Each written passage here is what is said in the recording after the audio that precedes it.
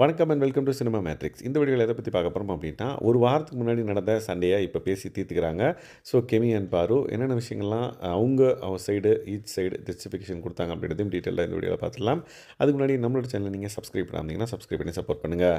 So பாரு தான் வந்து பார்த்திங்க அப்படின்னா கெமி இருக்கிற இடத்துக்கு வந்து வராங்க. வந்துட்டு கெமி கிட்ட நிறைய விஷயங்கள் வந்து ஷேர் பண்ணுறாங்க. ஸோ லாஸ்ட் வீக் நடந்த சம்பவம் வந்து பார்த்திங்க அப்படின்னா எனக்கு ரொம்ப பாதிச்சிருச்சு. நான் வந்து ரொம்ப ஒரு ஈகோவெல்லாம் விட்டுட்டு வந்து இப்போ பேசுகிறேன்னா இந்த வீடு தான் அதுக்கு காரணம். ஏன்னா, அப்போ வந்து அவ்வளோ கோவத்தில இருந்தேன் நானு. பட் இப்போ வந்து அப்படியே கொஞ்சம் கொஞ்சமா அதுலேருந்து நான் வெளிய வரேன். நீங்க சொன்ன மாரி அந்த ட்ராமாலேருந்து நான் வெளிய வந்திருக்கேன் இப்போ அப்படின்றத வந்து பாரு சொல்றாங்க.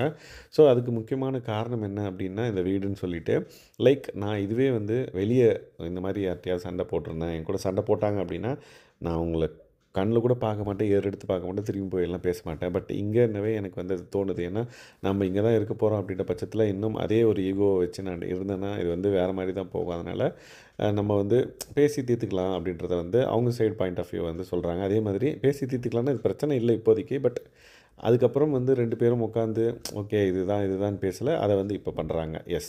ஈவன் கெவியும் வந்து பார்த்தீங்க அப்படின்னா, ஆமா நான் வந்து அப்படி ரியாக்ட் பண்ணுறதுக்கு காரணம் என்னன்னு பார்த்தீங்கன்னா, ரொம்ப நாளா நான் விளையாடவே இல்ல. ஸோ ஒரு கேம் அப்படின்ற ஒரு விஷயமே வந்து இல்லாம இருந்தது. எங்க அப்பாவுக்கு வந்து உடம்பு சரியில்ல. அதுக்கப்புறம் எங்க அப்பா இறந்தாரு. அதுக்கப்புறம் எங்க அம்மாவுக்கு உடம்பு சரியில்ல. பேக் டு பேக் ஷூட்ஸு இந்த மாரி போயிட்டு பிக் பாஸ் வீட்டுக்குள்ள வந்ததும் கேம் அதுன்னு வந்து எனக்கு ரொம்ப எக்ஸைட் ஆயிட்டேன் நானு. ஸோ அந்த கேமில அந்த பர்ட்டிகுலர் விஷயம் வந்து எனக்கு தப்பா பட்டுத்து. அதனால நான் வந்து டக்குன்னு ரியாக்ட் பண்ணிட்டேன். அதுவும் வந்து நான் உங்கள ஹர்ட் பண்ணணும்லாம் இல்ல. பக்கெட்ட இழுத்தேன். ஆனா நீங்க அது கூடயே சேர்ந்து வந்தனால, அது உங்கள ஹர்ட் பண்ணிடுச்சு அப்படின்ற மாரி சொன்னோனே, ஆமா, ஆமா அங்கங்க எங்கெங்கலாம் அடிபடுதோ அங்கலாம் அடிபட்டுருச்சு. அதுக்கப்புறம் அந்த டீ ஷர்ட் வேற நான் அவுட்ஃபிட்டு நைட் ட்ரெஸ் போட்டிருந்தேன். அது என்னோட ஃபேவரைட்டு அது வந்து அழுக்கு பண்ணிட்ட நீ அப்படின்ற மாரி லைட்டா நான் கியூட்டா வந்து அவங்கள திட்டினாங்க. அதுக்கப்புறம் அப்படியே வந்து பேசி தீர்த்துக்கிட்டாங்க.